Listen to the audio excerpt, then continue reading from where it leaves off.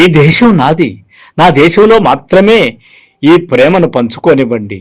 నేను అతని చివరిసారిగా చూసిన మరణాన్ని మరిచిపోవాలనుకుంటున్నాను.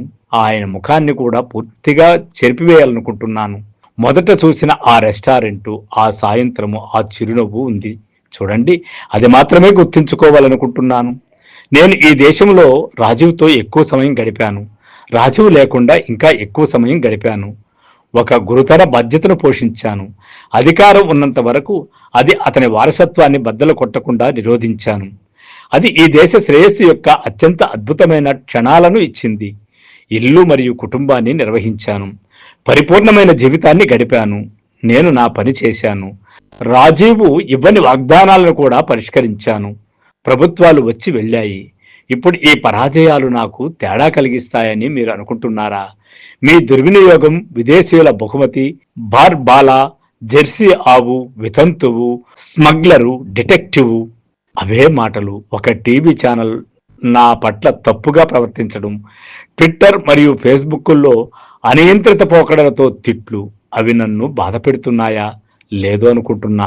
అవి అంటున్న వారి మీద ఖచ్చితంగా నాకు జాలి వేస్తుంది.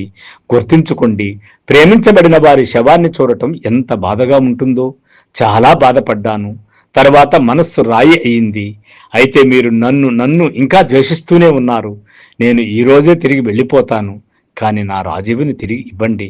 మీరు తిరిగి ఇవ్వకపోతే శాంతియుతంగా నన్ను రాజీవు చుట్టూ ఈ మట్టిలో ఇక్కడే కలిసిపోనివ్వండి అంటూ ఆమె వేడుకోలు, ఆమె ఆత్మ సంభాషణ మనం ఒక్కసారిగానే తలుచుకున్నామంటే ఇది కదా భారతీయ స్త్రీకి ఉండవలసిన లక్షణమో అని అనిపిస్తుంది.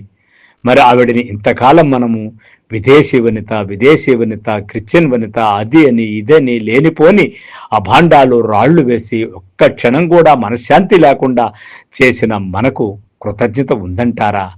ఆలోచించండి మిత్రులారా, భారతీయ పౌరులారా. ఒక స్త్రీ తన భర్త కోసం ఈ రాజ్యానికి వచ్చి చివరికి ఆ రాజ్యం కోసం తన జీవితాన్ని, తన బిడ్డలని అంకితం చేసిన ఆ మహిళ గొప్పది కదా. ఆవిడ లోపాల్ని మనము చూసి చూడనట్టు వదిలేయాలని కాదు, విమర్శిద్దాం.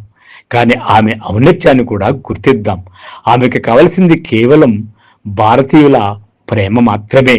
సో ఫ్రెండ్స్, ఈ కథనం కానీ మీకు నచ్చినట్లయితే నా యూట్యూబ్ ఛానల్ని సబ్స్క్రైబ్ చేసుకోండి, లైక్ చేయండి, షేర్ చేయండి. Thank you.